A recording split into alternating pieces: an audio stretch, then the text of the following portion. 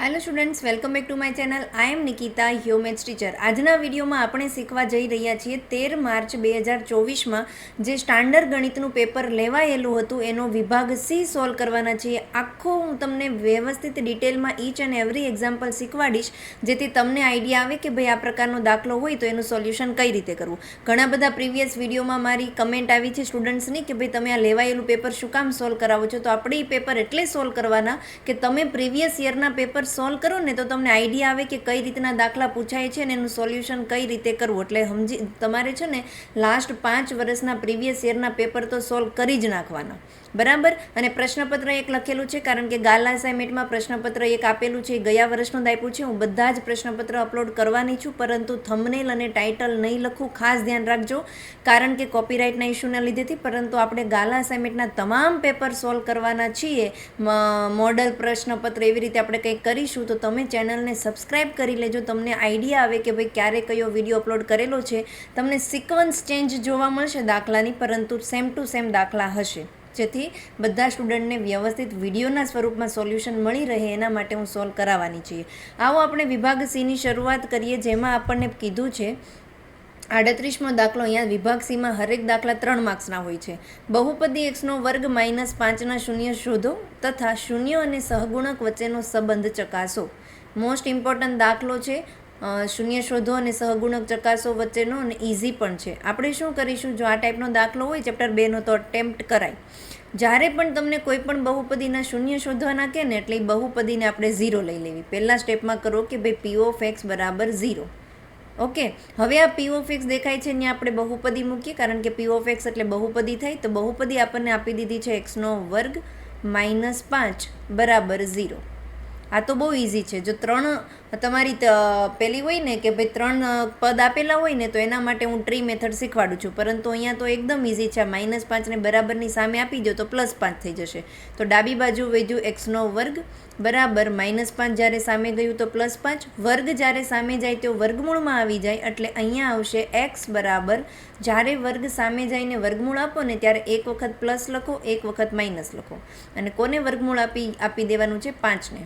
5નું વર્ગમૂળ શક્ય જ નથી, તો અહીંયા એક્સની કિંમત આપણને મળી ગઈ +5, પ્લસ વર્ગમૂળમાં 5 અને માઇનસ વર્ગમૂળમાં 5. એટલે કે આ બહુપદીના 2 શૂન્ય મળી ગયા. કયા કયા? એક્સ બરાબર પ્લસ વર્ગમૂળમાં 5 ને તો હું ખાલી વર્ગમૂળ 5 લખી શકું, અને બીજી કિંમત મળી માઇનસ વર્ગમૂળ 5. ડન. એક સ્ટેપ થઈ ગયું. હારોહાર તમને પૂછ્યું છે સહગુણક અને શૂન્ય વચ્ચેનો સંબંધ પણ ચકાસવાનો. તો એના માટે જો આલ્ફા વત્તા બીટા કરીએ, એટલે કે શૂન્યનો સરવાળો કરીએ, તો આપણું આલ્ફા, એટલે હું લઈ લઉં કે ભાઈ મારું આલ્ફા છે વર્ગમૂળ 5 અને બીટા છે માઇનસ વર્ગમૂળ 5. આલ્ફા અને બીટા શું થાય? દ્વિઘાત બહુપદીના 2 શૂન્યને આપણે ડિનોટ કરીએ છીએ. તો આલ્ફા થઈ ગયું વર્ગમૂળ 5 અને બીટા થઈ ગયું માઇનસ વર્ગમૂળ 5. આની કિંમત આપણે જ્યારે આમાં મૂકીશું તો આલ્ફા એટલે કે વર્ગમૂળ 5 વત્તા છે, પરંતુ આ પ્લસ અને આ માઇનસ માઇનસ થઈ જશે, એટલે હું ડાયરેક્ટ લખી દઉં માઇનસ વર્ગમૂળમાં 5. એકવાર પ્લસ છે, એકવાર માઇનસ છે, બંને ઉડી જશે એટલે 0 થઈ જશે. તો આલ્ફા વત્તા બીટાની કિંમત આવી 0. સંબંધ ચકાસવા માટે હવે આપણે ફરીથી અહીંયા આલ્ફા વત્તા બીટા શોધીશું, પરંતુ અહીંયા ડાયરેક્ટ શૂન્ય પરથી નહીં. આપણી પાસે દ્વિઘાત બહુપદીના શૂન્ય શોધવાનું સૂત્ર છે, શૂન્યનો સરવાળો શોધવાનું, એ છે -b/a. બી કોને કહેવાય? કે તમારી દ્વિઘાત બહુપદીમાં જે એક્સનો સહગુણક હોય ને એને બી કહેવાય. હવે રકમમાં જુઓ, એક્સવાળું પદ છે જ નહીં, એટલે કે બીની કિંમત કેટલી છે? 0. તો હું અહીંયા લખીશ -0/a ની કિંમત છે 1. 0/, કોઈ પણ સંખ્યા હોય એનો જવાબ આવે 0. તો આ તમે સહગુણક વચ્ચેનો સંબંધ ચકાસો કહેવાય, કે ભાઈ શૂન્યનો સરવાળો કર્યો તો પણ 0 આવ્યો, અને સૂત્રથી કર્યું તો પણ આન્સર 0 આવ્યો. એક થઈ ગયું. હવે આ સેમ વસ્તુ શૂન્યનો ગુણાકાર માટે યુઝ કરીશું. તો આપણે અહીંયા કરીએ આલ્ફા ગુણ્યા બીટા બરાબર, એકવાર છે વર્ગમૂળમાં 5 ગુણ્યા માઇનસ વર્ગમૂળમાં 5. પહેલાં નિશાનીનો ગુણાકાર કરીએ તો પ્લસ માઇનસ માઇનસ થશે, અને વર્ગમૂળ 5 ગુણ્યા વર્ગમૂળ 5 થઈ ગયું 5. કેમ 5 થયું? કારણ કે તમે વર્ગમૂળ 5 ગુણ્યા વર્ગમૂળ 5 કરો તો વર્ગમૂળ 25 થાય, અને 25નું વર્ગમૂળ આવી ગયું 5. ડન. નેક્સ્ટ સેમ આપણે આલ્ફા ગુણ્યા બીટા શૂન્યનો ગુણાકાર સૂત્રની મદદથી લાવીએ, તો સૂત્ર થાય છે c/a. c એટલે શું? અચળ પદ. અહીંયા આપણે જોઈ શકીએ છીએ કે અચળ પદની કિંમત કેવી છે? -5. ખાલી 5 નહીં, ખાસ યાદ રાખો નિશાનીની સાથે લેવાનું છે. તો c ની કિંમત છે -5 છેદમાં એ તો એક જ છે એટલે આપણે છેદમાં 1 લખવાની જરૂર નથી. તો અહીંયા આલ્ફા ગુણ્યા બીટા મળી ગયું -5. તમે જોઈ શકો છો કે સેમ જવાબ મળે છે. આને કહેવાય સંબંધ ચકાસો. આઈ હોપ બધાને આવડી ગયું હશે. પ્રેક્ટિસ કરતા જજો એટલે વધારે આઈડિયા ક્લિયર થઈ જશે. નેક્સ્ટ જોઈએ 39મો દાખલો. આપણને કીધું છે બહુપદીના શૂન્યો આલ્ફા 5 વત્તા વર્ગમૂળ 3 અને બીટા 5 માઇનસ વર્ગમૂળ 3 હોય તો તેવી દ્વિઘાત બહુપદી શોધો. બે શૂન્ય આપી જ દીધા છે. હમણાં આગળના દાખલામાં આપણે આલ્ફા અને બીટા શોધતા હતા. અહીંયા આલ્ફા અને બીટા આપેલા છે તો દ્વિઘાત બહુપદી શોધવાની છે. બહુ ઇઝી છે. જ્યારે તમારી પાસે શૂન્યનો સરવાળો અને ગુણાકાર હોય ને ત્યારે દ્વિઘાત બહુપદી શોધવાનું સૂત્ર છે પી ઓફ એક્સ બરાબર, અથવા તો તમે ડાયરેક્ટ આમ પણ લખી શકો છો. પી ઓફ એક્સને 0 પણ આપવો હોય તો તમે ડાયરેક્ટ આમ લખી શકો છો કે ભાઈ એક્સનો વર્ગ માઇનસ આલ્ફા વત્તા બીટા એટલે કે શૂન્યનો સરવાળો ગુણ્યા એક્સ વત્તા આલ્ફા ગુણ્યા બીટા બરાબર 0. તો શૂન્યનો સરવાળો અને શૂન્યના ગુણાકાર મારે પહેલાં શોધવા પડશે.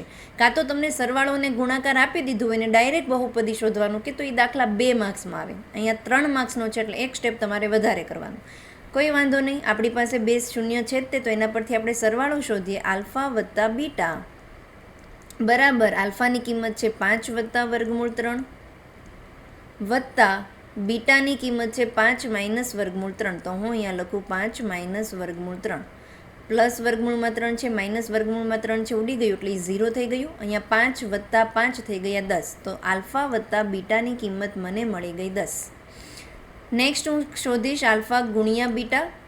આલ્ફા છે આપણું 5 વત્તા વર્ગમૂળમાં 3, બીટા છે 5 માઇનસ વર્ગમૂળમાં 3. આ એ વત્તા બી એ માઇનસ બી તમે 8મા ધોરણથી શીખતા હો છો કે એ વત્તા બી એ માઇનસ બી હોય તો આપણે શું કરીએ, એનું સૂત્ર શું થાય, એ વર્ગ માઇનસ બી વર્ગ. હે ને, એ વર્ગ માઇનસ બી વર્ગ હોય તો શું થાય, એ માઇનસ બી એ પ્લસ બી. તો અહીંયા એ પ્લસ બી એ માઇનસ બીની જગ્યાએ હું એમ લખી શકું એ વર્ગ માઇનસ બી વર્ગ. અને જો તમને એ ટાઈમે સૂત્ર યાદ ન આવે તો તમારે ગુણાકાર કરીને જોવાનું. બરાબર. તો હું અહીંયા લખીશ એનો વર્ગ, એ છે 5 એટલે કે 5નો વર્ગ માઇનસ બીનો વર્ગ, બીની કિંમત છે વર્ગમૂળ 3 તો એનો વર્ગ. 5નો વર્ગ આપણે જ્યારે કરીશું તો 25 આવશે, માઇનસ વર્ગમૂળ 3નો વર્ગ કરીએ તો 3 થઈ જાય. 25માંથી 3 બાદ કરીએ તો કેટલા આવી જાય, 22. આ આપણને મળી ગયું આલ્ફા ગુણ્યા બીટા. હવે આજે તમારું દેખાય છે દ્વિઘાત સ્વરૂપ, દ્વિઘાત બહુપદીનું પ્રામાણિક સ્વરૂપ. જ્યારે આપણી પાસે શૂન્યનો સરવાળો અને ગુણાકાર હોય ત્યારે આ એનું સૂત્ર છે, યાદ રાખી લેજો. હવે ડાયરેક્ટ આમાં કિંમત મૂકવાની. હું અહીંયા મૂકીશ એક્સનો વર્ગ માઇનસ સૂત્રમાં છે એટલે લખીશું આલ્ફા વત્તા બીટા આપણને મળી ગયું 10. તો અહીંયા લખી દઉં 10x વત્તા આલ્ફા ગુણ્યા બીટાની કિંમત મળી ગઈ 22. તો અહીંયા લખી દઈએ 22 બરાબર 0. આ અહીંયા તમારો જવાબ કે બહુપદી પી ઓફ એક્સ બરાબર એક્સનો વર્ગ માઇનસ 10x વત્તા 22. ક્લિયર? બહુ ઇઝી છે. 3 માર્ક્સનો દાખલો, આ ટાઈપનો દાખલો હોય તો 100% અટેમ્પ્ટ કરાય. ડન. નેક્સ્ટ જોઈએ 40માં કીધું છે કે એવી સમાંતર શ્રેણી શોધો કે જેનું ત્રીજું પદ 16 હોય અને 7મું પદ 5મા પદથી 12 વધુ હોય. ટેક્સ્ટ બુકનો જ દાખલો છે ને બહુ જ ઇઝી દાખલો છે. ધ્યાનથી મારી સાથે સમજો. 3 માર્ક્સમાં સ્ટાન્ડર્ડ મેથ્સવાળાને આ ટાઈપના દાખલા જ પૂછાય છે. તમને એક વસ્તુ આપી દીધું છે કે ભાઈ ત્રીજું પદ 16 છે. ત્રીજું પદ એટલે હું A3 કહી શકું. તો હું અહીંયા ડાયરેક્ટ લખી નાખું કે ભાઈ A3ની કિંમત આપી દીધી છે મને 16. એક કન્ડિશન થઈ ગઈ. બીજી કન્ડિશન કીધી છે કે 7મું પદ જે હોય ને એને હું A7 કહું. 7મું પદ A7 એ 5મા પદથી 5મું પદ જે પણ હશે તો A5 લખું. એનાથી 12 વધુ છે, વધુ એટલે કે પ્લસ, અને કેટલું વધુ છે 12. આનો મતલબ એવો થાય કે 5મા પદની જે કિંમત હશે ને એમાં હું 12 ઉમેરી દઉં તો મને 7મું પદ મળી જશે. આવું રકમ કહે છે ને એના પરથી આપણે એટલું સ્ટેપ લખી લીધા. ડન. હવે સમાંતર શ્રેણી શોધવી હોય ને એટલે તમારે 2 વસ્તુ હોય ને એટલે તમે શોધી શકો. શું? એક તો એ પ્રથમ પદ અને બીજું સામાન્ય તફાવત ડી. આ 2 વસ્તુથી તમે સમાંતર શ્રેણી શોધી શકો. તો પહેલાં આપણે એ અને ડીની કિંમત શોધીએ. A3ની જગ્યાએ હું શું લખીશ, a વત્તા 2d બરાબર 16. a વત્તા 2d કેમ લખ્યું? કારણ કે a વત્તા n માઇનસ 1 ઇન્ટુ ડી છે. nની કિંમત 3 છે, 3માંથી 1 બાદ કરું તો 2d. આટલું તો હવે તમને સમજાતું જશે. બરાબર. અહીંયા અને એમ જ રહેવા દો. આપણે જોઈએ અહીંયા જમણી બાજુ A7ની જગ્યાએ હું લખું a વત્તા 6d બરાબર A5ની જગ્યાએ આવશે a વત્તા 4d વત્તા 12. ડાબી બાજુ એ છે, જમણી બાજુ એ છે, એ ઉડી ગયું. કેમ? કારણ કે જો આ પ્લસ એ જે છે એ જ્યારે આ બાજુ આવે તો માઇનસ એ થાય. પ્લસ એ માઇનસ એ 0 ઉડી ગયું. નેક્સ્ટ 6D, આ પ્લસ 4D છે એ આ બાજુ જ્યારે આવશે ત્યારે થઈ ગયું માઇનસ 4D બરાબર સામે વધ્યું 12. 6માંથી 4 જશે એટલે આવશે 2. 2D બરાબર 12. ડીને કરતાં બનાવીએ તો ડી બરાબર 12/2, તો ડીની કિંમત આપણને મળી ગઈ 6. 6 દુ 12 થાય. ચલો, મેં શું કીધું હતું, તમારે બે કિંમત જોઈએ, એક એ એક ડી. ડી મળી ગઈ, હજી એ બાકી છે. તો આ ડીની કિંમત આપણે આ જે સમીકરણ દેખાય છે એમાં મૂકી દઈએ. તો તમારે છે ને અહીંયા લખી નાખવાનું આ સમીકરણ 1, પછી લખવાનું ડીની કિંમત સમીકરણ 1માં મૂકતા. આ બધા સ્ટેપ્સ લખવા ખાસ જરૂરી છે, એટલે તમે જ્યારે એક્ઝામ્પલ ગણવાની પ્રેક્ટિસ કરો ને ત્યારે આ ટાઈપની આદત રાખવાની જ. બરાબર? ચાલો, હવે આ જે સમીકરણમાં જ્યાં ડી દેખાશે ને આપણે શું મૂકીશું? 6 મૂકે. એ વત્તા 2 ગુણ્યા ડીની કિંમત 6 છે બરાબર 16. નેક્સ્ટ સ્ટેપ એ વત્તા 12 બરાબર 16.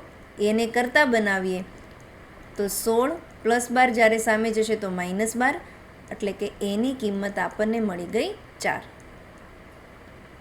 ચલો, એની કિંમત મળી ગઈ, ડીની કિંમત મળી ગઈ. આપણને શું પૂછ્યું છે? સમાંતર શ્રેણી. તો અહીંયા લખી દો, સમાંતર શ્રેણી કઈ રીતે મળે? એ કોમા એ વત્તા ડી કોમા એ વત્તા 2D કોમા એ વત્તા 3D, આવી રીતે ચાલ્યા કરશે. એટલે કે પહેલું પદ આપણે લખી નાખવાનું ને પછી બધા સ્ટેપમાં ડીની કિંમત ઉમેરતી જવાની. પહેલું છે 6, એ છે 4. નેક્સ્ટ 4માં 6 ઉમેરીએ તો આવી ગયું 10. 10માં 6 ઉમેરીએ તો 16. અને આવી રીતે તમારી સમાંતર શ્રેણી 6 ઉમેરતા જાઓ અને ચાલ્યું રહેશે. સમજાણું? આઈ હોપ બધાને વ્યવસ્થિત આ દાખલો સમજાઈ ગયો હશે. નેક્સ્ટ જોઈએ આપણે 41મો દાખલો કીધું છે. લાકડાના 200 ગોળવા નીચે પ્રમાણે ગોઠવવામાં આવે છે. તળિયાની હારમાં 20 ગોળવા છે, તેની ઉપરની હારમાં 19, તેની ઉપરની હારમાં 18, એટલે કે એક એક ગોળો ઘટતો જાય છે. આવી રીતે આકૃતિમાં ટોટલ 200 ગોળવા ગોઠવ્યા છે. તો કેટલી હાર થશે? એટલે કે આ 1, 2, 3 જેમ જેમ ઉપર જશે એમ ગોળા ઘટતા જાય છે. તો એવી કેટલી હાર થશે ટોટલ ગોળાની, અને સૌથી ઉપરની હારમાં કેટલા ગોળવા હશે? આ આપણને પૂછ્યું છે. દાખલો ઇઝી છે, તમે સમજો ખાલી. તમને શું કીધું છે કે ટોટલ 200 ગોળવા છે, એટલે કે આ બધા જ આ પહેલી હારના વત્તા બીજી હારના વત્તા ત્રીજી હારના બધાનો આપણે સરવાળો કરશું ને ત્યારે 200 આવશે. તો SN તમને આપી દીધું છે. SN એટલે કે બધાનો સરવાળો આપી દીધો છે 200. હવે સમાંતર શ્રેણી બનાવવી હોય તો આ પહેલી હારમાં કેટલા છે? 20. તો હું પહેલું પદ લખું 20, બીજી એની પછીની હારમાં 19, એની પછીની હારમાં 18, પછી 17. આવી રીતે આખી તમારી શું બની ગઈ? શ્રેણી. આકૃતિ પરથી જોઈ શકો તો આમ છે અંતિમ, પણ આપણે આનું પહેલું પદ લઈએ, બીજું પદ, ત્રીજું પદ, એવી રીતે આપણને શું મળી ગઈ? ટોટલ સમાંતર શ્રેણી મળી ગઈ. હવે આ સમાંતર શ્રેણીમાંથી આપણે પ્રથમ પદ એ લઈ લઈએ 20. સામાન્ય તફાવત ડી શોધવાનું સૂત્ર છે A2 - A1. આપણે સમાંતર શ્રેણીમાંથી જોઈ શકીએ છીએ કે A2ની કિંમત છે 19. 19માંથી જ્યારે 20 બાદ કરીશું તો -1 આવશે. ખાસ ધ્યાન રાખજો, એટલી ઉતાવળ હોય ને કે ધ્યાનથી સમજતા નથી, ડાયરેક્ટ સૂત્ર લખશે નહીં ને ડાયરેક્ટ લખી નાખશે કે ભાઈ ડીની કિંમત 1 છે. 1 નથી, -1 આવે. બરાબર? તો આ મળી ગયું આપણને ડી. હવે તમારી પાસે જ્યારે SN હોય, એ અને ડી હોય, તો તમે નંબર ઓફ લાઇન્સ એટલે કેટલી હાર છે એને શોધી શકો. એને કરતાં બનાવીશું. તો આપણે નેક્સ્ટ સ્લાઇડ લઈ લઉં.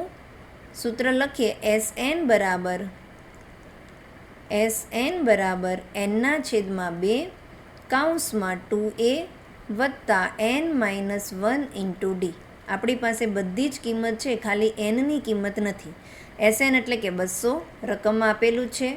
એનની જગ્યાએ એન જ રહેવા દેશું. n/2 કૌંસમાં 2 ગુણ્યા a, એની કિંમત 20 છે અને 20 ગુણ્યા 2 કરીશું તો આવશે 40 વત્તા n-1 અને ડીની કિંમત છે -1. ઓકે, નેક્સ્ટ જોઈએ આપણે. હવે જો આ 2 અહીંયા ભાંગાકારમાં છે, ભાંગાકારમાંથી જ્યારે સામે જશે તો શેમાં આવી જશે? ગુણાકારમાં. તો 200 ગુણ્યા 2 કરીએ તો 400. તો હું અહીંયા લખું 400 બરાબર n તો હતું તે તમારું એમ જ રહેવા દો 40. આ કાઉન્સને સોલ્વ કરીએ તો પ્લસ માઇનસ માઇનસ થઈ ગયું, ને એનનો ગુણાકાર એક સાથે કરીએ તો n જ આવશે, એટલે કે -n, માઇનસ પ્લસ અને 1 એકા થઈ ગયું 1. નેક્સ્ટ સ્ટેપ જોઈએ આપણે. 400 બરાબર n 40 વત્તા 1 છે, 40 વત્તા 1 કરીએ તો 41 માઇનસ n. એનનો ગુણાકાર અંદર આપણે કરીશું 400 બરાબર 41 ગુણ્યા n થઈ જશે 41n plus minus minus n ગુણ્યા n થઈ ગયું n નો વર્ગ. તમારી દ્વિઘાત બહુપદી બનતી આવે છે. હવે આ માઇનસ nનો વર્ગ પ્લસ 41n બધું તમે અહીંયા ડાબી બાજુ લાવી દો તો માઇનસ nનો વર્ગ જ્યારે આ બાજુ આવશે તો પ્લસ nનો વર્ગ થઈ જશે, પ્લસ 41 જ્યારે આ બાજુ આવશે તો માઇનસ 41n. 400 તો ત્યાં જ હતો એટલે અહીંયા રહી જશે પ્લસ 400 બરાબર જમણી બાજુ કોઈ સ્ટેપ નથી એટલે 0. દ્વિઘાત સમીકરણ સુધી મેં લાવી દીધું. હવે આપણે જેમ ચેપ્ટર નંબર 2 અથવા તો ચેપ્ટર નંબર 4માં અવયવીકરણની રીતથી જે સમીકરણને સોલ્વ કરીએ છીએ સેમ એવી રીતે કરીશું. અહીંયા પ્લસ માઇનસ એક આ પણ પ્લસ છે, આ પણ પ્લસ છે તો 400. તો તમારે એવી બે સંખ્યા લખવાની છે કે જે બે સંખ્યાનો ગુણાકાર કરીએ તો 400 થાય, પરંતુ એ જ બે સંખ્યાનું અહીંયા લાસ્ટ નિશાની જુઓ કઈ છે પ્લસ, તો એ જ બે સંખ્યાનું જ્યારે આપણે સરવાળો કરીએ તો થવું પડે 41. કેવા 41? માઇનસ. એવી બે સંખ્યા લખવાની કે જે બે સંખ્યાનો ગુણાકાર 400 થાય અને એ જ બે સંખ્યાનો સરવાળો કરું તો માઇનસ 41 થવું પડે. જો તમને ન આવડતું હોય તો તમારે 400ના અવિભાજ્ય અવયવ પાડીને પછી કરી શકો છો. તો 25 ગુણ્યા 16, જ્યારે 25નો ગુણાકાર 16 સાથે કરશો તો 400 આવશે અને 25 વત્તા 16 કરીશું તો 41 આવશે. નિશાની કોને કઈ આપવાની? જે મધ્યમ પદની નિશાની છે એ મોટી સંખ્યાને આપો અને પ્લસ છે એટલે બંનેને સરખી જ નિશાની આવશે તો બંનેને આવશે માઇનસ. અહીંયા તો તમને ન સમજાણું હોય તો મારા ચેપ્ટર નંબર 2માં મેં ડિટેલમાં શીખવાડ્યું છે, એમાં તમે જોઈ શકો છો. હવે હું અહીંયા ડાયરેક્ટ કાઉન્સ લખી દઉં છું. એક મળી ગયો મને n-25 અને બીજો કાઉન્સ મળી ગયો n-16 બરાબર 0. બંનેને 0 સાથે હું સરખાવી દઉં તો n-25 બરાબર 0 ઓર n-16 બરાબર 0. -25 જ્યારે સામે જશે તો થઈ જશે +25, તો nની કિંમત મળી ગઈ 25 ઓર n બરાબર 16. n એટલે શું છે અહીંયા? n એટલે શું? કેટલી હરોળ છે એ. આપણને શું પૂછ્યું છે કે ભાઈ કેટલી હરોળ હશે, કેટલી હાર હશે? તો બે જવાબ આવ્યા, 25 પણ હોઈ શકે અને 16 પણ હોઈ શકે. જો એકાદી ઋણ જવાબ આવ્યો હોત ને તો આપણે કહી દઈએ કે ભાઈ આ ઋણ છે એટલે શક્ય નથી, પરંતુ અહીંયા તો બંને ધન જ સંખ્યા છે એટલે બંને લઈને આપણે ચાલવું પડશે. ઓકે, આગળ ચાલીએ. હવે નેક્સ્ટ સ્ટેપ હું અહીંયા લઈ લઉં છું કે કાં તો મારી એનની આવશે નંબર ઓફ હરોળ 25 હશે અને કાં તો નંબર ઓફ હરોળ જે હશે એ 16 હશે. કઈ શક્ય છે એ હવે આગળના સ્ટેપમાં ખબર પડશે. બીજું તમને શું કીધું છે કે ભાઈ સૌથી ઉપરની હરોળમાં કેટલા લાકડા હશે, કેટલા ગોળાઓની સંખ્યા હશે. તો એના માટે આપણે શોધીશું. આપણે કરીએ તો અહીંયા હું લખું કે ભાઈ an બરાબર a વત્તા n-1 ઇન્ટુ ડી. હવે આ હું શેના માટે કરું છું? મને સૌથી ઉપરની હરોળમાં કેટલી સંખ્યા હશે, આમાં તમે ઢગલામાં સૌથી ઉપરની અને સમાંતર શ્રેણી જુઓ તો સૌથી છેલ્લું અંતિમ પદ આપણે જોવાનું છે. આનું અંતિમ પદ જે હશે એ તમારા પ્રથમ હરોળમાં લાકડા હશે. તો એના માટે આપણે કરીશું અહીંયા an એટલે કે a25. જો 25 હરોળ હોય તો સૌથી ઉપરની હરોળ એટલે કે 25મી હરોળમાં કેટલા લાકડા છે એ શોધી રહ્યા છીએ આપણે. એ પ્રથમ પદ છે 20 વત્તા એનની કિંમત મળી ગઈ 25. 25માંથી 1 બાદ કરીએ તો 24 ગુણ્યા ડી છે -1. Okay, next step 20 plus minus minus થશે. 24 એકા 24, 20 પ્લસ છે 24 માઇનસ છે તો બંને સંખ્યા વચ્ચે બાદબાકી થશે. 24માંથી 20 બાદ કરીએ તો 4 આવશે, નિશાની આવશે ઋણ. અહીંયા એવું કહે છે કે 25મી હરોળમાં -4 લાકડા હશે. લાકડાની સંખ્યા 1 હોઈ શકે, 2 હોઈ શકે, ઋણ તો હોય જ ન શકે. એટલે આ શું થઈ ગયું? શક્ય નથી. આ શક્ય નથી, એનો મતલબ હરોળ 25 હશે એ શક્ય નથી. તો કેટલી હરોળ હશે? 16. અને સૌથી ઉપરની હરોળમાં કેટલા લાકડા હશે એ શોધવા માટે આપણે કરીશું an બરાબર a વત્તા n-1 ગુણ્યા ડી. an એટલે કે a16. સૌથી ઉપરની હરોળમાં કેટલા લાકડા હશે? 20 વત્તા n એટલે 16. 16માંથી 1 બાદ કરો તો 15. ડીની કિંમત છે -1. 20 પ્લસ માઇનસ માઇનસ 15 એકા 15, 20માંથી 15 બાદ કરો તો આવે 5. આ મળી ગયું a16.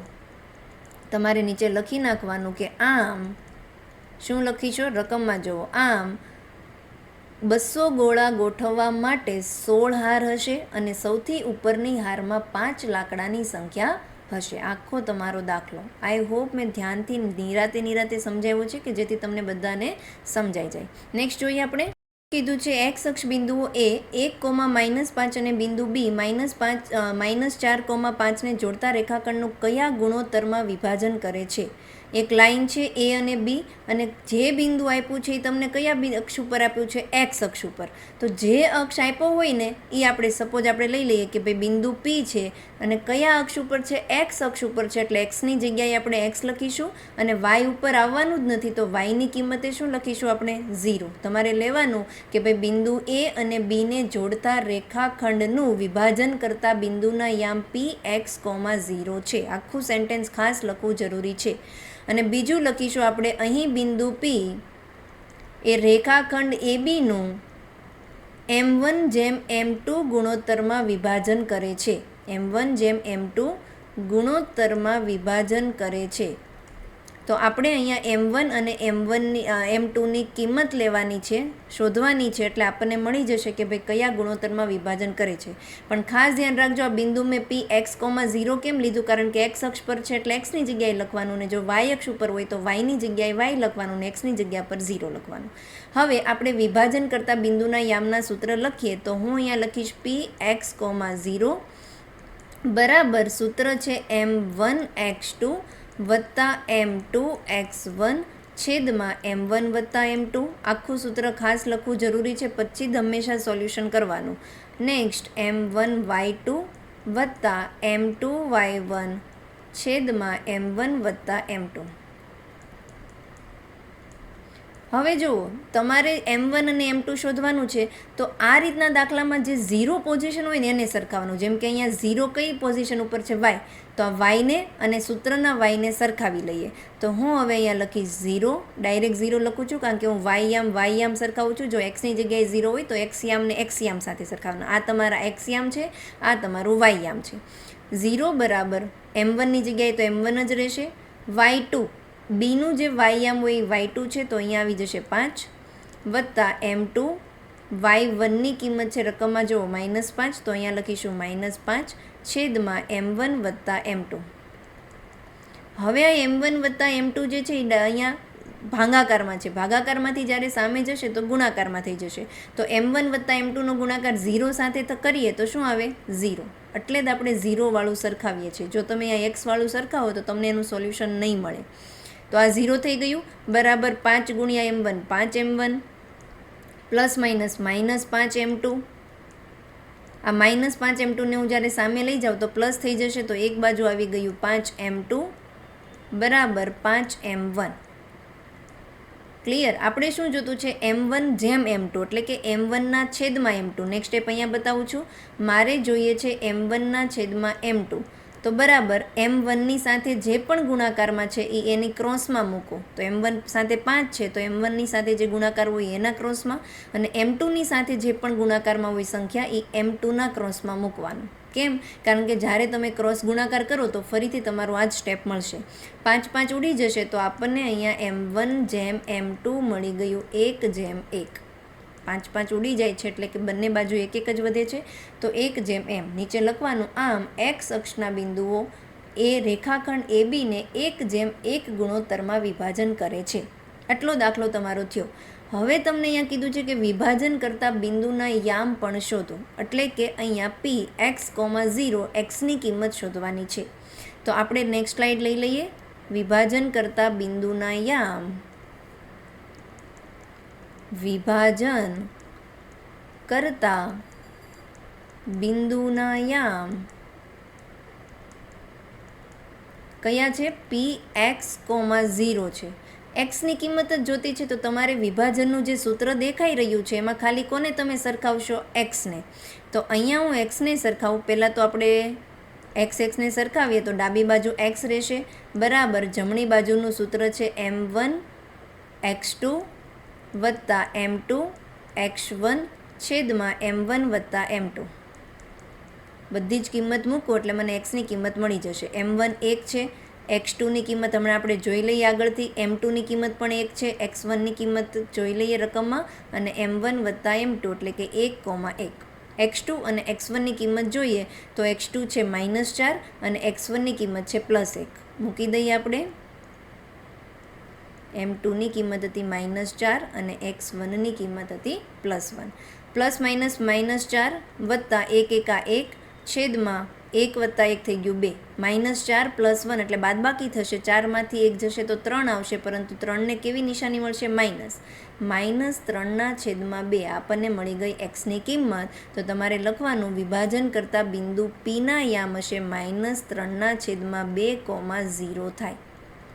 છેલ્લે આમ કરીને આખું વાક્ય લખવું ખાસ જરૂરી છે. રકમમાં જુઓ, તમે શું લખીશો કે કયા ગુણોત્તરમાં વિભાજન કરે છે ને આ લખજો 1:1 ગુણોત્તરમાં વિભાજન કરે છે અને વિભાજન કરતા બિંદુના યામ મળી ગયા -3/2, 0. વાયની કિંમત તો 0 જ હતી. આઈ હોપ બધાને સમજાણું હશે.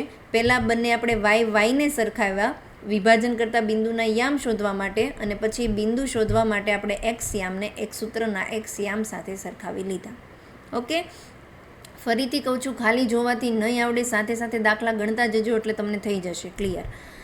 નેક્સ્ટ આપણને કીધું છે 43માં બે સમકેન્દ્રી વર્તુળોની ત્રિજ્યાઓ 5 સેન્ટીમીટર અને 3 સેન્ટીમીટર છે. મોટા વર્તુળની જીવા નાના વર્તુળને સ્પર્શે છે તો તેની લંબાઈ શોધો. સ્ટાન્ડર્ડ મેથ્સવાળાને આ ટાઈપનો દાખલો પૂછાય એટલે બહુ ઇઝી પેપર કહેવાય. તમને શું કીધું છે કે ભાઈ બે વર્તુળ છે તો આપણે દોરીએ. મોટું વર્તુળ આ છે, બરાબર, અને આ તમારું છે નાનું વર્તુળ.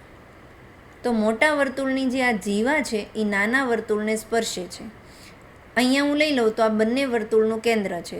અહીંયાથી આ નાના વર્તુળ ઉપર હું દોરું તો આ નાના વર્તુળની ત્રિજ્યા છે, અને અહીંયાથી લઈને હું મોટા વર્તુળ સુધી એક લાઈન દોરું રેખા તો એ મોટા વર્તુળની ત્રિજ્યા છે. મોટા વર્તુળની ત્રિજ્યા આપણને આપી છે 5 સેન્ટીમીટર, નાના વર્તુળની ત્રિજ્યા આપી છે 3 સેન્ટીમીટર.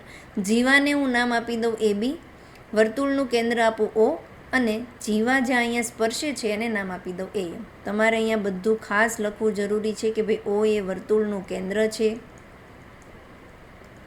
હું તો તમને શીખવાડું છું ને એટલે આ બધું નથી લખતી, તમારે બધું લખવાનું. તે AB એ મોટા વર્તુળની જીવા છે, ઓથી લઈને M એ નાના વર્તુળની ત્રિજ્યા છે, અને એ રકમમાં આપણને આપી દીધી છે 3 સેન્ટીમીટર. ઓથી લઈને B એ મોટા વર્તુળની ત્રિજ્યા છે 5 સેન્ટીમીટર. હવે આપણે જોઈ શકીએ કે આ જે ખૂણો છે એ કાટખૂણો હોય. પ્રમેય 10.1 આપણને એવું કહે છે કે કોઈ પણ વર્તુળની જીવા અને વર્તુળની ત્રિજ્યા એકબીજાને કાટખૂણે દુભાગે, બરાબર. તો આપણે લખીશું અહીં ત્રિકોણ OMBમાં માપ ખૂણો M બરાબર 90 અંશ છે. કેમ આવું લખી શકીએ? કારણ કે આવું આપણને કહે છે પ્રમેય 10.1. સાઈડમાં લખી દો. હવે જે ત્રિકોણ કાટકોણ ત્રિકોણ હોય, ત્રિકોણમાં જ્યારે આપણી પાસે કોઈ પણ બે બાજુ હોય તો આપણે ત્રીજી બાજુ શોધી શકીએ છીએ પાયથાગોરસનો પ્રમેય લગાવીને.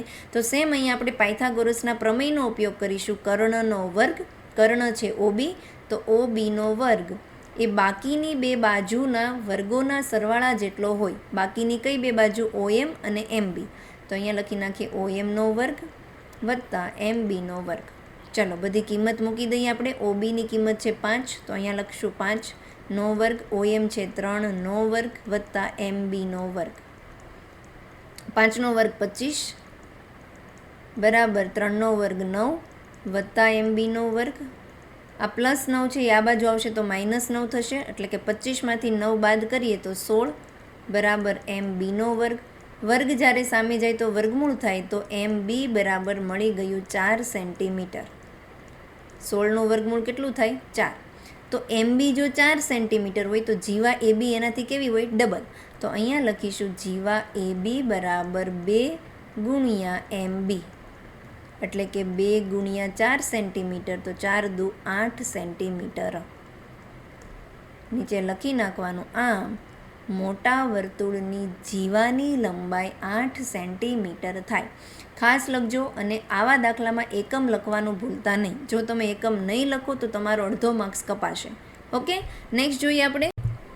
44માં કીધું છે કે O કેન્દ્રવાળા વર્તુળની બહારના બિંદુ Tમાંથી વર્તુળને બે સ્પર્શકો TP અને TQ દોરેલા છે. તો સાબિત કરો કે ખૂણો PTQ બરાબર 2 ટાઈમ્સ ઓફ ખૂણો OPQ થાય. રાઇડલ છે, રાઇડલને આપણે સાબિત કરવાની છે. જોઈને ગભરાવાની જરૂર નથી. તમે જો પહેલાં આકૃતિ દોરો. તમને શું કીધું છે કે એક O કેન્દ્રવાળું વર્તુળ દોરવાનું છે. તો સૌથી પહેલાં આપણે વર્તુળ દોરી લઈએ કે જેનું કેન્દ્ર શું હોય? O હોય. તો આપણે અહીંયા વર્તુળ બનાવીએ. આ એક વર્તુળ છે, બરાબર. હવે આ જે વર્તુળ છે એનું કેન્દ્ર આપણને આપી દીધું છે કે O. પેન્સિલ સિલેક્ટ કરી લો. ઓકે, તો આ વર્તુળનું સપોઝ તમે લઈ લો કે આ કેન્દ્ર છે અને કેન્દ્રનું નામ છે O. હવે આ વર્તુળના બહારના બિંદુમાંથી સપોઝ અહીંયા એક બિંદુ T આવેલું છે અને આ બિંદુ T થી બે સ્પર્શક દોરેલા છે વર્તુળને. ઉપરની બાજુ અહીંયા હું સ્પર્શક દોરું તો આ થઈ ગયો પહેલો સ્પર્શક જેનું નામ છે PT, અને અહીંયાથી બીજો સ્પર્શક આપેલો છે અને જેનું નામ છે અહીંયા જે વર્તુળને સ્પર્શે છે એનું નામ છે Q. સાબિત શું કરવાનું છે? ખૂણો PTQ, એટલે કે આ PTQ આ જે ખૂણો તમને દેખાઈ રહ્યો છે એ ડબલ હશે કોના કરતાં? OPQ થી. OPQ એટલે અહીંયા છે તમારું આ અહીંયા જોઈન્ટ કરી દો OP અને OP થી લઈને Q સુધીના, એટલે અહીંયા જે ખૂણો હશે એના કરતાં આ વાળો ખૂણો ડબલ હશે એટલું આપણે સાબિત કરવાનું છે. તમારે વ્યવસ્થિત પહેલાં આકૃતિ દોરી નાખવાની, પછી તમને જે આપ્યું છે ને એ લખો. તમારું શું છે અહીંયા? PT અને TQ એ વર્તુળના સ્પર્શક છે. વર્તુળના બે સ્પર્શક છે, વર્તુળના બહારના ભાગમાંથી દોરવામાં આવેલા છે. તો આપણને ખબર છે કે વર્તુળના બહારના બિંદુમાંથી જ્યારે વર્તુળ પર બે સ્પર્શક દોરવામાં આવે ત્યારે બંને સ્પર્શકની લંબાઈ સમાન હોય છે. કોણ આવું કે છે આપણને? પ્રમેય 10.2 ઘણી વખત પરીક્ષામાં સાબિત કરવાનું પણ પૂછાય જ છે. તો હું આમ લખી શકું કે ભાઈ જેટલું મારું PT હશે એટલું જ મારું TQ હશે, કારણ કે પ્રમેય 10.2. તમારે આખું વાક્ય ન લખવું હોય તો તમે ડાયરેક્ટ આવી રીતે પ્રમેય પણ લખી શકો છો. એટલું ક્લિયર છે? હવે જુઓ, આ P થી લઈને T એક વર્તુળનો સ્પર્શક છે અને O થી લઈને P એ વર્તુળની ત્રિજ્યા છે. તો વર્તુળનો સ્પર્શક અને વર્તુળની ત્રિજ્યા હંમેશા એકબીજાને લંબ હોય છે. લંબ એટલે કે એકબીજા સાથે 90 અંશનો ખૂણો બનાવે. તો નેક્સ્ટ આપણે લખીશું PT લંબ છે OP. OP વર્તુળની ત્રિજ્યા છે, PT વર્તુળનો સ્પર્શક છે અને આ બંને લંબ હોય છે. આવું આપણને કહે છે પ્રમેય 10.1. આ પણ સાબિત ચેપ્ટર નંબર 10માંથી 10.1 અને 10.2 વ્યવસ્થિત કરી જ લેવાના. ઓકે, હવે જુઓ, આ બંને લંબ છે એનો મતલબ મારો ખૂણો O થી લઈને P થી લઈને T કેટલો થાય? 90 અંશનો થાય. સ્પર્શક અને ત્રિજ્યા આકૃતિમાં જોતા જજો, આ છે સ્પર્શક, આ છે ત્રિજ્યા. તો આ જે ખૂણો બનશે મારો અહીંયાથી લઈને આખો એ કેટલા અંશનો હશે? 90 અંશનો. તો હું અહીંયા લખું માપ ખૂણો OPT બરાબર 90 અંશ, કારણ કે એ બંને લંબ હોય છે. મારે જોતું છે આ વાળું OPQ, તો હું એને ધારી લઉં. અંદરનો જે છે એને હું ધારી લઉં છું કેટલો ખૂણો જે છે X છે. તો હું અહીંયા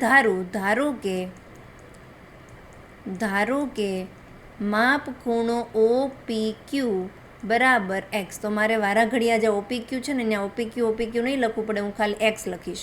હવે તમે આકૃતિમાં જુઓ, તમારું આ રીતનું થયું અહીંયા. તો આ જે છે એ મેં X ધાર્યું છે, અહીંયાથી લઈને આખું 90 છે. તો આ મારે જોતું હોય તો 90માંથી હું X બાદ કરી દઉં તો મને મળી જાય.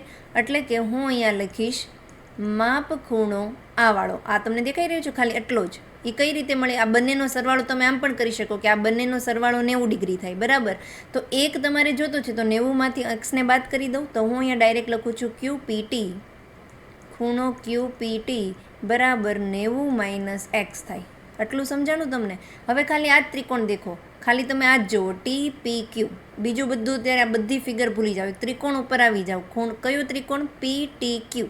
PTQમાં બે બાજુ ત્રિકોણની સમાન છે. જ્યારે ત્રિકોણની કોઈ પણ બે બાજુ સમાન હોય ત્યારે હંમેશા એની સામેના ખૂણા પણ સમાન હોય. તો આ જે ત્રિકોણ આ બાજુ છે એની સામેનો ખૂણો આ થશે અને આ બાજુ છે એની સામેનો ખૂણો આ છે, જે આપી દીધો છે 90 - X. હમણાં આપણે શોધ્યું. તો આ જો 90 - X હોય તો આ પણ કેટલો હશે? 90 - X. કેમ 90 - X હોય? કારણ કે ત્રિકોણની જે બે બાજુ સમાન હોય એ બંને સમાન બાજુના સામેના ખૂણા પણ સમાન હોય. ડન. તો હવે નેક્સ્ટ કરીશું આપણે. તો આ જે ખૂણો છે એ પણ 90 - X થઈ ગયો. તો હું લખીશ PQT ખૂણો PQT બરાબર 90 - X થાય. હું આવું કેમ લખી શકું? તમારે અહીંયા લખી નાખવાનું, કારણ કે સમાન બાજુના સામેના ખૂણાના માપ સમાન હોય. ઓકે, તમારે આખું સેન્ટેન્સ લખવાનું, હું અહીંયા નથી લખતી. હવે જો આ પણ મને મળી ગયો 90 - X. તો હું આ ત્રિકોણ PTQ લઉં તો ત્રિકોણના ત્રણેય ખૂણાનો સરવાળો કેટલો થાય? 180. તો અહીંયા આપણે લખીશું ત્રિકોણ PTQમાં ત્રણેય ખૂણાનો સરવાળો 180 થાય. તો આપણે અહીંયા લખીએ કે કોઈ પણ ત્રિકોણ હોય, ત્રિકોણના ત્રણેય ખૂણાનો સરવાળો કેટલો થાય? 180. તો આપણે લખીશું TPQ વત્તા આ વાળો લખીએ તો PQT વત્તા આ જે ખૂણો મારે લખવો હોય તો હું શું લખીશ PTQ બરાબર 180.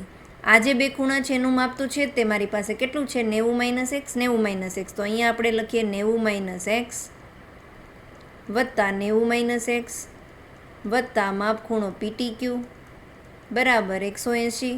90 વત્તા 90 થઈ ગયું 180. તો અહીંયા આવશે 180 માઇનસ x પણ માઇનસ છે, અહીંયા x પણ માઇનસ છે, તો બંનેનો સરવાળો થશે, નિશાની માઇનસની આવશે, એટલે 1 વત્તા 1 2x બરાબર 180. ઓકે, આ પ્લસ 180 જ્યારે સામે જશે તો કેટલા થશે માઇનસ. જો એક આપણે આ ખૂણો PTQ અહીંયા રહી ગયો એટલે આ ઉમેરવાનું છે ને હજી, વત્તા ખૂણો PTQ બરાબર 180. ડાબી બાજુ પણ 180 છે, જમણી બાજુ પણ 180 છે, બંનેને ઉડાડી દો તો માઇનસ 2x છે, જ્યારે સામે જશે તો શું થઈ જશે પ્લસ 2x. તો અહીંયા તમને મળી ગયું માપ ખૂણો PTQ બરાબર 2x. એક્સની જગ્યાએ તમે શું ધારેલું અહીંયા જુઓ, ધાર્યું તું OPQ બરાબર x, તો એક્સની જગ્યાએ આપણે લખીશું ખૂણો OPQ. તો અહીંયા થઈ ગયું માપ ખૂણો PTQ બરાબર 2 વખત માપ ખૂણો OPQ. થઈ ગયું સાબિત. નીચે લખી નાખવાનું, આમ સાબિત થાય છે.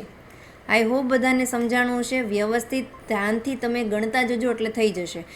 45માં કીધું છે કે જો વર્તુળની ત્રિજ્યા 21 સેન્ટીમીટર હોય અને માપ ખૂણો AO લઈને બીથી લઈને ડિસ્ટન્સ તમને 120 અંશનો ખૂણો આપ્યો હોય તો આકૃતિમાં દર્શાવેલ વૃત્તખંડ AYB, આ જે ડાર્ક પોર્શન દેખાઈ રહ્યો છે, બસ આપણે એનું ક્ષેત્રફળ શોધવાનું છે. બુકનો જ દાખલો છે, તો તમારે આ ડાર્ક પોર્શનનું ક્ષેત્રફળ શોધવું હોય તો તમારી પાસે એનું કોઈ સીધું સૂત્ર નથી.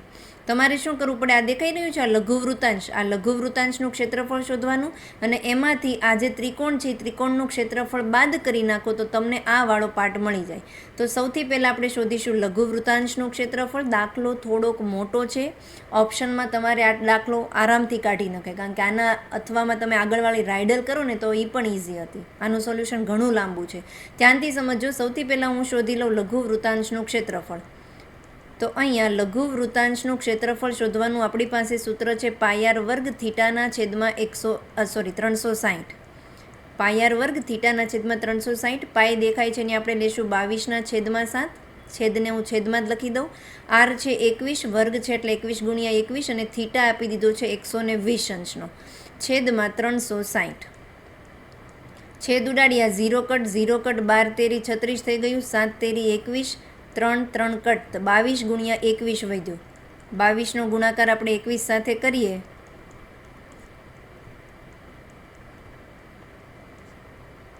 ,462. તો લઘુવૃતાંશનું ક્ષેત્રફળ મળી ગયું 462 સેન્ટીમીટર વર્ગ. એકમ લખવો ખાસ જરૂરી છે. ઇઝી કામ થઈ ગયું. લઘુવૃતાંશનું શોધવું તો ચલો ફટાકથી થઈ ગયું, પરંતુ હવે આ જે ત્રિકોણનું ક્ષેત્રફળ શોધવાનું છે ને એ થોડુંક અઘરું છે. હું નેક્સ્ટ સ્લાઇડમાં લઉં. ચલો આપણે ત્રિકોણ બનાવીએ. જે તમારો આગળ વર્તુળની અંદર જે ત્રિકોણ છે એ આવી રીતે ત્રિકોણ છે. મેં સ્ટ્રેટ બનાવી નાખ્યો એટલે તમને સમજાય. ત્રિકોણની આ બે ત્રિજ્યા છે જે 21 સેન્ટીમીટર છે, આ 21 સેન્ટીમીટર છે. જો આ ત્રિકોણ આપણે બનાવેલો છે. ત્રિકોણનું જે કેન્દ્ર છે એને નામ આપી દઈએ O. આ ત્રિકોણનું કેન્દ્ર છે, ત્યાંથી ત્રિકોણ ચાલુ થાય છે, એટલે કે વર્તુળનું કેન્દ્ર છે, ત્યાંથી ત્રિકોણ ચાલુ થાય છે, એટલે આ પોઈન્ટ O છે. સામે જે આપી દીધું છે આને આપી દઈએ ચાપ એથી લઈને B, જીવા. ઓકે, આટલા સુધી આપણું રકમ આપેલું છે. હવે આપણે ત્રિકોણનું ક્ષેત્રફળ શોધવું હોય તો હું આ જે ત્રિકોણ દેખાઈ રહ્યો છે, જો મારે ત્રિકોણનું ક્ષેત્રફળ શોધવું હોય તો એના માટે થાય 1/2 ગુણ્યા પાયો. પાયો કયો થાય આ ત્રિકોણનો, A થી લઈને B પાયો છે, તો અહીંયા હું લઈ દઉં પાયો AB અને ગુણ્યા વેધ. વેધ એટલે કે પાયા સાથે જે સીધી લાઈન તમે બનાવો 90 અંશનો ખૂણો બનાવે એને વેધ કહેવાય. તો અહીંયાથી હું એક લાઈન બનાવું છું જે પાયા સાથે 90 અંશનો ખૂણો બનાવે છે, તો એ વેધ છે. આને નામ આપી દઉં O થી લઈને M, તો OM. એનો મતલબ મારે ત્રિકોણનું ક્ષેત્રફળ શોધવા માટે મને AB જોઈએ અને OM જોઈએ, જે હાલમાં મારી પાસે બેમાંથી એક પણ વસ્તુ નથી. તો એના માટે આપણે ચેપ્ટર નંબર 9માં જશું. જ્યારે પણ આપણી પાસે આ બાજુનું ત્રિકોણ હવે તમે ભૂલી જાઓ, ખાલી આ ત્રિકોણ યાદ રાખો. તો આ જે ત્રિકોણ તમને દેખાઈ રહ્યો છે એમાં 90 અંશનો ખૂણો છે. જ્યારે ત્રિકોણ 90 અંશનો હોય, કાટખૂણો હોય, એક ખૂણો 90 અંશનો હોય, ત્રિકોણ કાટખૂણો હોય, ત્યારે તમે ત્રિગોણોમેટ્રીનો ઉપયોગ કરીને, ત્રિકોણમિતિનો ઉપયોગ કરીને બાકીની બાજુ શોધી શકો છો. બરાબર. તો આજે કેટલો હોય, આખો 120 હતો, મેં અહીં અડધા ભાગ પાડ્યા એટલે આ 60 અંશનો ખૂણો હોય. આ 60 અંશનો ખૂણો છે, આ કાટખૂણો છે, કાટખૂણાની સામેની બાજુ આ કર્ણ છે, આ 60 અંશના ખૂણાની પાસેની બાજુ છે અને આ થઈ ગઈ સામેની બાજુ. સાબા પાબા કર્ણવાળું સૂત્ર વાપરીએ. જેમ કે મારે વેધ OM જોતો હોય તો OM જે છે એ 60ની કઈ બાજુથી પાસેની બાજુ ને આ કર્ણ, તો પાબાના છેદમાં કર્ણ કોનું સૂત્ર થાય? કોસનું. તો અહીંયા આપણે લખીશું cos 60 બરાબર પાસેની બાજુ છે OM છેદમાં કર્ણ છે 21. cos 60ની કિંમત સૌથી પહેલાં તમારા હાથમાં પેપર આવે એટલે ત્રિકોણમિતિવાળું જે કોષ્ટક છે એ બનાવી જ નાખવાનું, કારણ કે ઘણી બધી વખત તમને યુઝ થશે. તો cos 60ની જગ્યાએ લખી નાખીએ 1/2 બરાબર OM ના છેદમાં 21. તો OMની કિંમત આપણને મળી ગઈ 21/2. OM એટલે શું થાય? વેધ. જે આપણે સૂત્રમાં જરૂર છે એક કિંમત મળી 21/2 સેન્ટીમીટર. હજી મારે એથી લઈને M પણ જોતું છે, કારણ કે AM હું મેળવી લઉં પછી એનું ડબલ કરી નાખું તો AB મળી જાય. તો AM શોધવા માટે આ જે ખૂણો 60 દેખાઈ રહ્યો છે એની સામેની બાજુ છે આ AM, પાસેની બાજુ છે તમારું આ OM. તો તમે ટેનવાળું પણ યુઝ કરી શકો છો સૂત્ર, અથવા તો તમારી આ tan 60ની સામેની બાજુ અને આ જે દેખાઈ દઈ રહ્યું છે કર્ણ, તો સાઇનવાળું પણ યુઝ કરી શકો. તો હું સાઇનવાળું યુઝ કરું તો અહીંયા હું લખીશ sin 60 બરાબર આની સામેની બાજુ છે AM છેદમાં કર્ણ છે 21. sin 60ની કિંમત કરશું વર્ગમૂળ 3/2 થશે બરાબર AM ના છેદમાં 21. તો AM શોધવાનું છે આપણે, તો AM મળશે 21 ગુણ્યા વર્ગમૂળ 3/2. ક્રોસ ગુણાકાર કરી દીધો. એથી લઈને M એટલું મળી ગયું. તો AB એનું કેટલું હોય? ડબલ હોય. તો AB શોધવા માટે હું લખીશ AB બરાબર 2 ગુણ્યા AM. AM છે 21 વર્ગમૂળ 3/2. 2 ઉડી જશે તો ABની કિંમત મળી ગઈ 21 વર્ગમૂળ 3. શાયદ અહીંયા ફેસ હશે. તો અહીંયા આપણને Aથી લઈને B મળી ગયું 21 વર્ગમૂળમાં 3 સેન્ટીમીટર. ચલો, આપણી ત્રિકોણનો પાયો પણ મળી ગયો અને આપણને ત્રિકોણનો વેધ પણ મળી ગયો. તો આપણે અહીંયા કિંમત મૂકીએ 1/2 ગુણ્યા Aથી લઈને Bનું અંતર આવી ગયું 21 વર્ગમૂળ 3 અને ઓથી લઈને M આવી ગયું 21/2. કંઈ છેદ ઉડે એમ જ નથી. તો 21 ગુણ્યા 21 કરીએ, 21નો વર્ગ થાય 441. 441નો ગુણાકાર વર્ગમૂળ 3 સાથે કરીએ, વર્ગમૂળ 3ની કિંમત આવે 1.73 અને છેદમાં 2 ગુણ્યા 2 થઈ ગયું 4. તો બહુ મોટી કેલ્ક્યુલેશન છે. પહેલાં આપણે 441નો ગુણાકાર 1.73 સાથે કરીએ તો 441 ગુણ્યા 173 0 0 1 4 4 0 30 3 3 3 બને 2 1 12 ને 1 13. સરવાળો કરીશું આપણે 3 9 2 1 4 5 5 6 7 અને પાછળથી 1.73 છે તો 2 અંક પછી આપણે ડિઝિટ પોઈન્ટ મૂકી દઈશું. તો 362.93 ગુણાકાર આવી ગયો. હવે જે અંશનો ગુણાકાર છે 762.93 એને આપણે 4 સાથે ભાંગી નાખીએ તો 4 એકા 4 3 6 9 ચોક 36 0 ઉપરથી આવ્યા 2 પોઈન્ટ પછી આપણે જઈએ છીએ અને પોઈન્ટ પછીનો અંક લેવા જઈએ છીએ એટલે આપણે અહીંયા 0 પોઈન્ટ મૂકીશું. 9 નેક્સ્ટ થશે 7 ચોક 28 1 ઉપરથી આવ્યા 3 4 4 તેરી 12. હવે છોડી દો, ડેસિમલ પછી 2 અંક આવી ગયા ને એટલે ફાઇનલ જવાબ આવ્યો તમારું ત્રિકોણનું ક્ષેત્રફળ 190.73. અહીંયા જે આ ત્રિકોણનું ક્ષેત્રફળ છે એ આપણને મળી ગયું 190.73 190.73 સેન્ટીમીટર વર્ગ. વૃતાંશનું ક્ષેત્રફળ શોધી લીધું. ત્રિકોણનું ક્ષેત્રફળ કેમ આટલું બધું અઘરું પડી ગયું? કારણ કે આ 120નો ખૂણો હતો ને એટલે 60 અંશનો ખૂણો આપેલો હોય ને તો સાવ ઇઝી થઈ જાય, પરંતુ 120 હતું એના માટે આ બધી પ્રોસેસ આપણે કરવી પડી. તો હવે આપણે લઘુવૃત્તખંડનું ક્ષેત્રફળ શોધવું છે. તો અહીંયા લખી નાખવાનું લઘુવૃત્તખંડનું ક્ષેત્રફળ બરાબર લઘુવૃતાંશનું ક્ષેત્રફળ જે આપણને મળી ગયું 462 માંથી ત્રિકોણનું ક્ષેત્રફળ બાદ કરી નાખવાનું અને ત્રિકોણનું ક્ષેત્રફળ આવ્યું 190.73. 190.73. ચલો આપણે ફટાફટ બાદબાકી કરીએ અને આપણને જવાબ મળી જશે. આપણે બાદબાકી કરીએ 462માંથી 190.73 બાદ કરીશું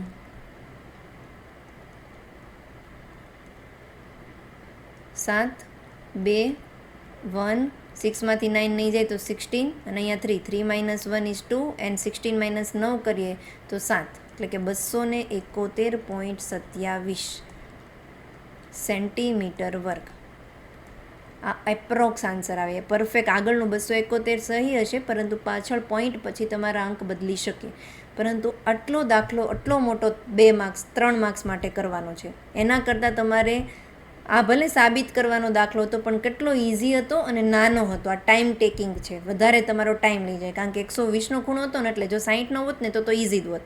ચલો, આ વિભાગનો છેલ્લો દાખલો કીધું છે કે 5 ચોકટના પત્તા 200 ગુલામ, રાણી, રાજા અને એકો એમ તમામ મુખ નીચે તરફ રાખીને સરખી રીતે ચેપેલા છે. પછી એક પત્તું યાદચ્છિક રીતે ખેંચવામાં આવે છે તો પત્તું રાણીનું હશે તેની સંભાવના. 3 તમને સંભાવના પૂછી હશે અને 3 માર્ક્સનો દાખલો. બહુ ઇઝી.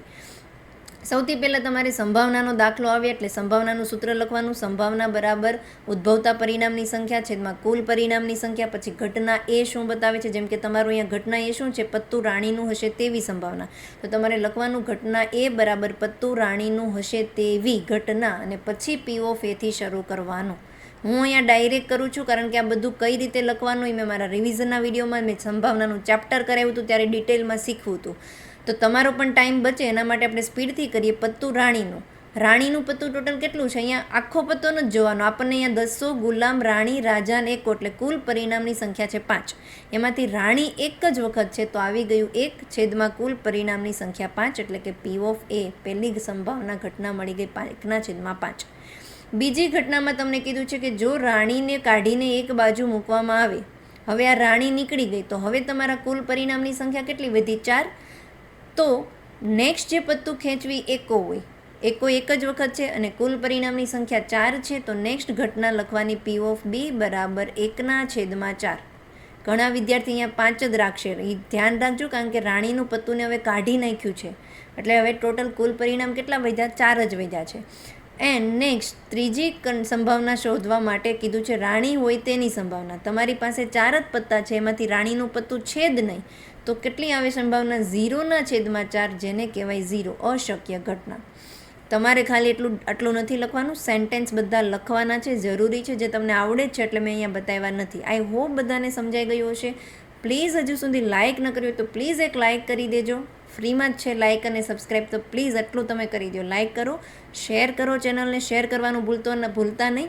અને આ ચેનલમાં ગાલા એસાઇનમેન્ટના તમામ વિડીયો અપલોડ થવાના છે. ઉપર લખેલું નહીં હોય પણ અંદર તમને સોલ્યુશન એનું જ મળશે. ઓકે, ચાલો મળીએ મારા નવા વિડીયોમાં.